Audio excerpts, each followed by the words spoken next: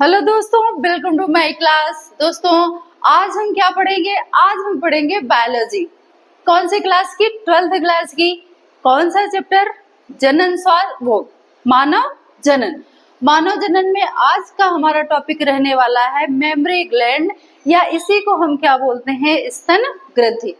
दोस्तों, ये टॉपिक देखो समझने में बिल्कुल आसान है और ये इम्पोर्टेंट टॉपिक है, क्योंकि एग्जाम में इस साल भी आया था, 2025 में भी आया था, और संभावना है कि आगे 2026 या 2027 में भी ये क्वेश्चन रिपीट होगा, क्योंकि मैक्सिमम इस तरह के क्वेश्चन बोर्ड अधिकतर रिपीट करता है। ठीक है, तो यहाँ पे हम इसको समझते हैं दोस्तों। जो मेमोरी ग्लैंड है, मेमोरी ग्लैंड स्त्रियों में भी पाई जाती है, पुरुषों में आप सबको पता है।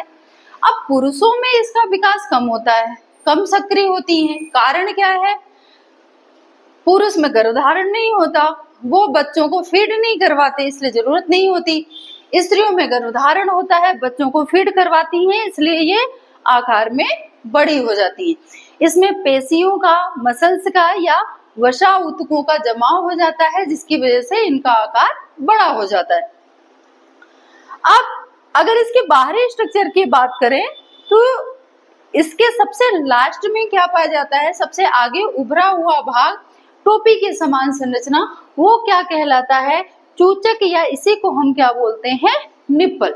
ठीक है, इसके चारों ओर कलरफुल भाग होता है यहाँ पे, वो आपका कहलाता है एरियोला। ठीक है, अगर हम इसके इंटरनल स्ट्रक्चर में जाएंगे, आंतरिक संरचना की बात करें दोस्तों, तो सबसे पहले ये जो स्तन ग्रंथि है 15 से 20 स्तन पाली में बटी होगी। ठीक है, स्तन पाली, पाली का मतलब समझते हो ना? कोई भी चीज किसमें बहुत सारे खानों में डिवाइड हो या चैम्बर में डिवाइड हो, वो आपका क्या कहलाता है? पाली। ठीक है, जैसे हम बोलते हैं ना प्रथम पाली में एग्जाम हो गया, द्वितीय पाली में, मतलब 2 भागों में डिवाइड होना। ठीक है, तो ये आपका स्तन पाली कितनी पाई जाएगी? ये पाई जाएगी दोस्तों हर एक स्तन में। कितनी पाई जाएगी? 15 से 20। इसको हम इंग्लिश में मेमोरी ग्लैंड भी बोलते हैं, वो मेमोरी लोब्यूल भी बोलते हैं, मेमोरी लोब्यूल्स। ठीक है, फिर इसके अंदर ये जो स्तनपाली है, इसको हम अगर इस तरह से समझें तो देखिए, ये आपका पूरा क्या हो गया? एक स्तनपाली की संरचना हम यहाँ पे ड्रॉ करके समझाते हैं। ये आपकी क्या होगी? स्तनपाली, स्तनपाली। ठीक है, अब इस स्तनपाली के अंदर दोस्तों होंगे स्तन कुपिकाएं, या इसी को हम बोलते हैं एल्वियोली। ठीक है, कैसे होंगी? ये बिल्कुल अंगूर के गुच्छे के समान गुथी हुई होती है। तो यहाँ पे ये इस तरह की हो गई। अगर हम नॉर्मली इसको समझाएं, इस तरह की छोटी छोटी बना देते हैं ताकि आपको समझ में आए।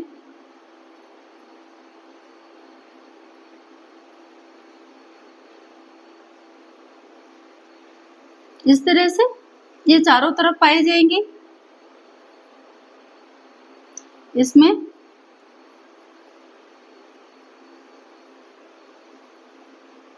ठीक है, अब ये जो भाग है ना, ये आपके क्या कहलाएंगे? स्तन कुपिका या एल्वियोली। आपने लंग्स अगर पढ़ा होगा तो उसमें भी आपने एल्वियोली पढ़ा है, जिसमें गैसों का भंडारण होता है, ऑक्सीजन उसमें इकट्ठी होती है। ठीक है, तो यहाँ भी इस तरह की संरचनाएं पाई जाती हैं, लेकिन इसमें क्या होता है? इसमें दुग्ध का निर्माण होता है। यहाँ पे इसमें लैक्टिफेरस कोशिकाएं होंगी, सेल्स होंगे, जो किसका निर्माण करेंगी? दूध का। अब इसमें ये नलियां होती हैं दोस्तों, ये हर एक कुपिका से लगी हुई छोटी छोटी पतली पतली नलियां होंगी, जिसको हम क्या बोलते हैं? स्तन नलिका, या इसी को हम बोलेंगे मेमोरी डक्ट, मेमोरी डक्ट या एम्पुला। अब ये जो नलिकाएं हैं, ये दूध तो यहाँ बन रहा है कुपिकाओं के अंदर, लेकिन ये नलिकाएं दूध लेके कहाँ आती है? एक बड़ी सी नलिका में खुलती है। छोटी छोटी नलिकाएं मिलकर एक बड़ी सी नलिका में जाकर ये खुल जाएगी। ठीक है, अब इस बड़ी सी नलिका को हम क्या बोलते हैं दोस्तों? दुग्ध वाहिनी, या इसी को हम बोलते हैं लैक्टिफेरस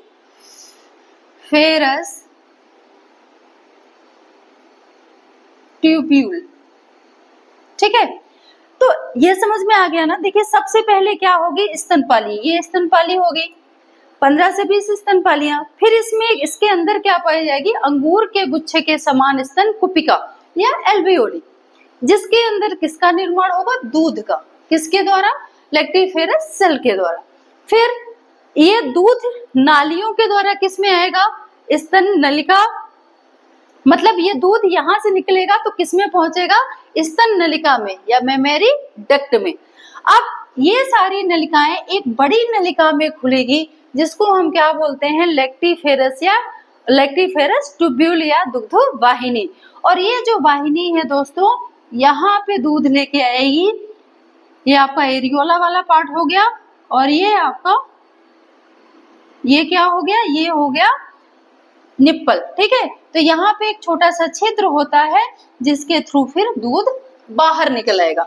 एक चीज और याद रखना, जब ये नलिकाएं, जैसे यहाँ पे देखिए, जब ये नलिकाएं यहाँ से आती हैं तो यहाँ पे दूध एक जगह थोड़ा सा इकट्ठा होता है, यहाँ पे इकट्ठा होता रहेगा, और इसी की वजह से ये भाग थोड़ा सा क्या हो जाता है, फूल जाता है। इसको हम क्या बोलते हैं दोस्तों, तुम्बिका। ये वाला भाग जहाँ पे ये नलिकाएं आएंगी ना और दूध को इकट्ठा करेंगी, वो वाला फूला हुआ भाग आपका क्या कहलाएगा, तुम्बिका। और फिर तुम्बिका से ये दूध दुग्ध वाहिनी से होते हुए कहाँ पहुंच जाएगा, ये जो छोटा सा छिद्र है किसमें, चूचक में, इसके द्वारा फिर ये कहाँ आ जाता है, बाहर। तो ये चीजें ध्यान रखिएगा। सबसे पहले स्तनपाली, स्तनपाली में कितनी स्तनपालियां, 15 से 20। अब इन स्तनपालियों में क्या होंगी, स्तन कुपिकाएं होंगी। कुपिकाओं के अंदर क्या बनेगा, दूध। दूध किसके थ्रू बाहर आएगा, स्तन नलिकाओं के थ्रू, जिसे हम क्या बोलते हैं, मेमेरी डक्ट। अब ये डक्ट एक फूली हुई सी संरचना में थोड़ी देर के लिए इकट्ठा होगी, मतलब जब ये दूध यहाँ पे इकट्ठा हो जाएगी तो ये वाला भाग क्या हो जाएगा, फूल जाएगा, जिसको हम बोलते हैं तुम्बिका। अब तुम्बिका फिर आगे थोड़ी संकीर्ण संरचना, पतली नलिकाओं में जाएगी, जिसको हम क्या बोलेंगे, दुग्ध वाहिनी या लैक्टिफेरस ट्यूब्यूल। जब इसको प्रेस किया जाता है, किसको, मेमेरी ग्लैंड को, तो जो दूध है, हमने आपको बताया था कि यहाँ पे जो एरियोला है वो एक तरह से सेंसरी प्लेस का काम करता है। ये इस पे दबाव डालेगा, किस पे, तुम्बिका पे, और फिर तुम्बिका में जो दूध इकट्ठा होगा वो इस छिद्र के द्वारा कहाँ आ जाएगा, बाहर। ठीक है, तो ये पूरा क्या हो गया, स्तन ग्रंथि। अब एक चीज और आपको बतानी है, आपने सुना होगा कि जब बच्चा होता है, माँ फीड कराती है, तो पीरियड 5 से 6 महीने या किसी का 1 साल भी टाइम लग जाता है, तब तक नहीं आता, जब तक माँ फीड करवाती है। इसका कारण क्या है, तो देखिए इसका कारण है एक हार्मोन। हर चीज हमारी कहीं न कहीं किससे कनेक्ट है, हार्मोन से। तो ये दूध का स्रावण भी किस हार्मोन्स की वजह से होता है, प्रोलैक्टिन। कहाँ से स्रावित होगा ये, पीयूष ग्रंथि से। जब माँ फीड करवाएगी तो ये प्रोलैक्टिन हार्मोन से ही बार बार इन स्तन दुग्ध कोशिकाओं को दूध बनाने के लिए प्रेरित करता है। तो जब ये जितना ज्यादा फीड करवाएगी, शुरू में जब डिलीवरी होती है तो बच्चा ज्यादा फीड करता है, तो प्रोलैक्टिन हार्मोन्स भी अपनी मात्रा बढ़ा देगा, क्योंकि उसको ज्यादा से ज्यादा किनको तैयार करना है, दुग्ध कोशिकाओं को दूध के निर्माण के लिए। तो जब प्रोलैक्टिन हार्मोन्स का स्रावण बढ़ जाता है तो जो अंडाशय में अंडा बनने की प्रक्रिया है उस पर दबाव पड़ता है, और वो अंडा बनने की जो प्रक्रिया है वो बिल्कुल ना के बराबर हो जाती है। तो जब अंडाशय में अंडा नहीं बनेगा, ओवम का निर्माण नहीं होगा, तो जो पीरियड है वो भी नहीं होगा। आप सबको पता है कि जब अंडोत्सर्ग होता है और वो अंडोत्सर्ग के बाद जब अंडा फैलोपियन ट्यूब में जाता है, निषेचन नहीं हो पाता उसका, तो उस कंडीशन में हर 28 दिन बाद क्या होता है, मासिक चक्र या पीरियड या मासिक धर्म। लेकिन जब प्रोलैक्टिन हार्मोन्स का स्रावण ज्यादा होता है तो अंडे के बनने की प्रक्रिया अंडाशय में कम हो जाती है, बहुत देरी से बनता है, तो महिलाओं को पीरियड्स नहीं होते। और जब बच्चा धीरे धीरे बड़ा हो जाता है और माँ फीड कराना कम कर देती है, तो प्रोलैक्टिन हार्मोन भी कम हो जाएगा। जब कम हो जाएगा तो फिर अंडा से दोबारा से अपने अंडे के निर्माण की प्रक्रिया शुरू कर देता है। इसीलिए जब तक महिलाएं बच्चे को फीड करवाती हैं तो पीरियड जल्दी नहीं आता, या फिर किसी का 3 से 4 महीने, 5 महीने, या किसी का ऐसा होता है कि साल भर भी लग जाता है। ठीक है, तो ये हो गई दुग्ध ग्रंथि, ये हो गई उसकी संरचना। आई होप दोस्तों आपको ये वीडियो पसंद आया होगा, और वीडियो की क्लियरिटी कैसी है, वॉइस कैसी है, ये कमेंट बॉक्स में कमेंट करके जरूर बताइएगा। और हाँ, आपको ये टॉपिक समझ में आया कि नहीं, क्लियरिटी वीडियो सब तो सही है, लेकिन मेन चीज क्या है, मेन मुद्दा क्या है कि टॉपिक आपको समझ आना चाहिए। ठीक है, धन्यवाद।